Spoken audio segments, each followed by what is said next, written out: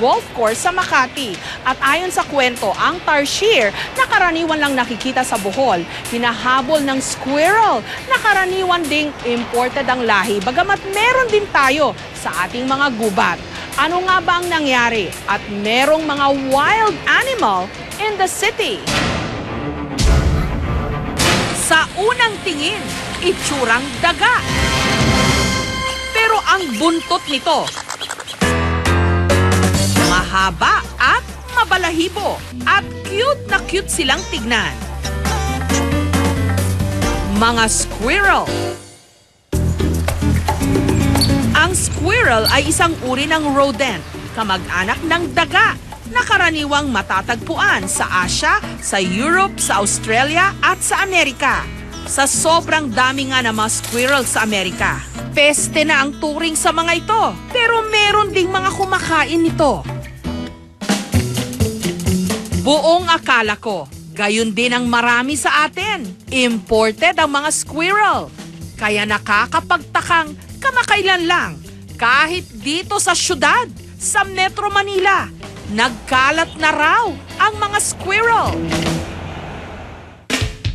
Sa video na ito, nakuha noong 2010, nasaktuhan ng bird photographer na si Toto ang ilang mga gumagalang squirrel sa Ninoy Aquino Parks and Wildlife Center sa Quezon City. Kala namin may malaking ibon na palipat-lipat siya sa mga bamboo. Tapos nung nalapitan namin, hindi pala siya ibon. Hindi, yun nga, yung squirrel. Medyo na-excite kami kagad nung makita namin yun.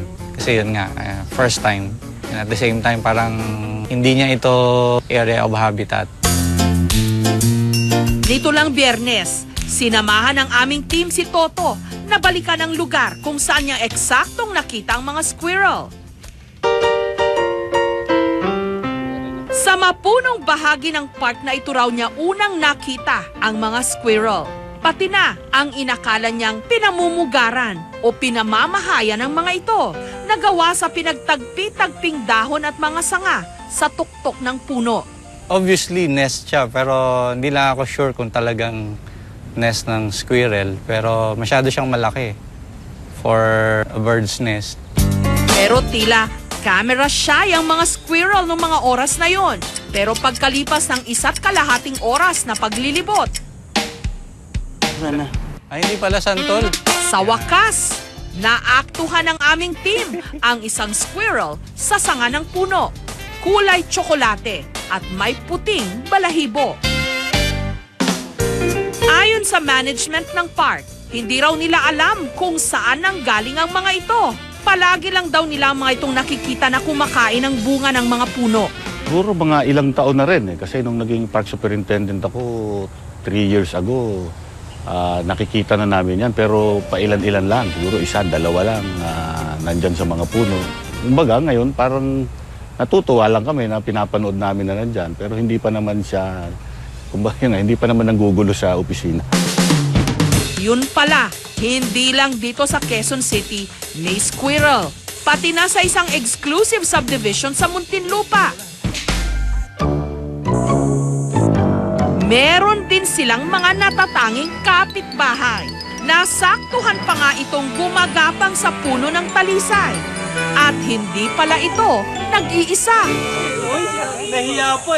Sa ngayon, hindi pa kami, wala pa naman, no, or kumonsulta sa DNR about this situation. Pero sana, huwag nang dumami yan dahil baka nga maging peste. Ang hindi alam tiyak ng nakararami, sa 200 species na mga squirrel sa buong mundo, 9 sa mga ito, endemic o narito sa Pilipinas. Ang isa nga sa mga ito, namumukod tangi ang kaputian, mestizo.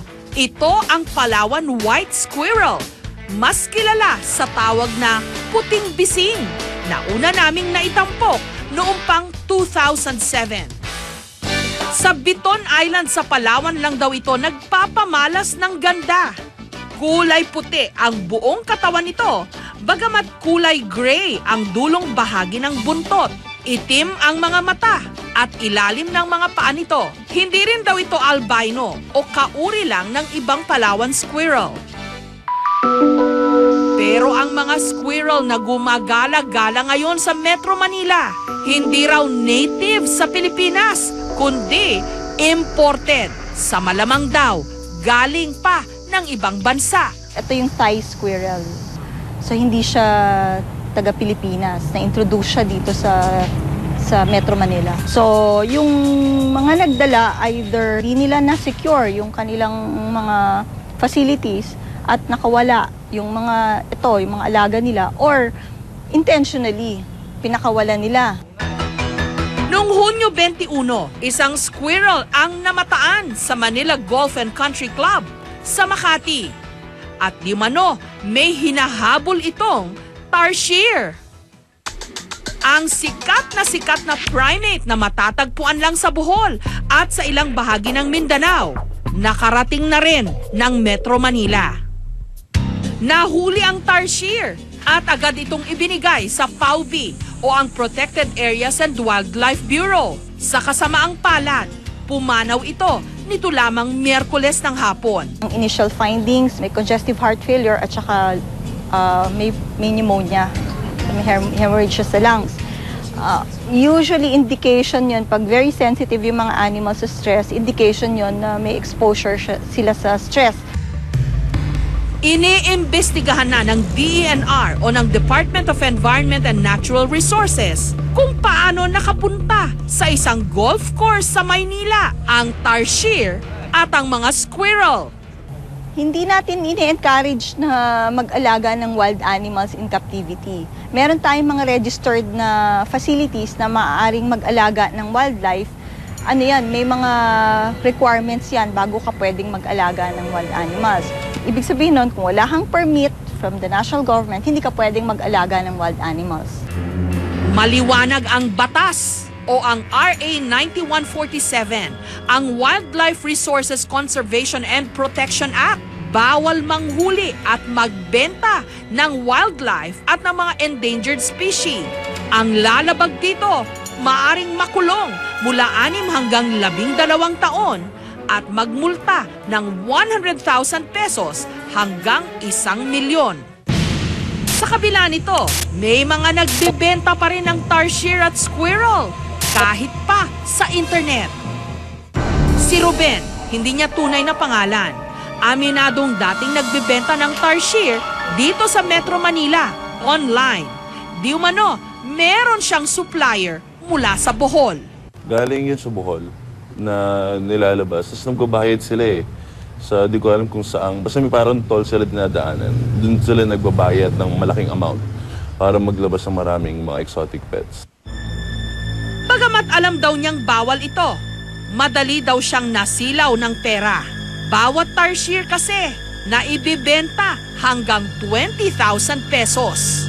Pero ngayon, di umano, itinigil na ni Ruben ang kanyang racket. So nga, hanggang sa unti-unti na yung mga kaibigan ko nahuli, na super taas doon ng piyansa, tapos magkakaroon sila criminal record. So I decided na I won't take that risk. Sabi ko, I will stop it. Mapatao man o hayop, kapag inalis sa kanilang nakagis ng tahanan, aalma ito. Kaya kung ayaw mong bulabugin kanila, matuto tayong lumugar.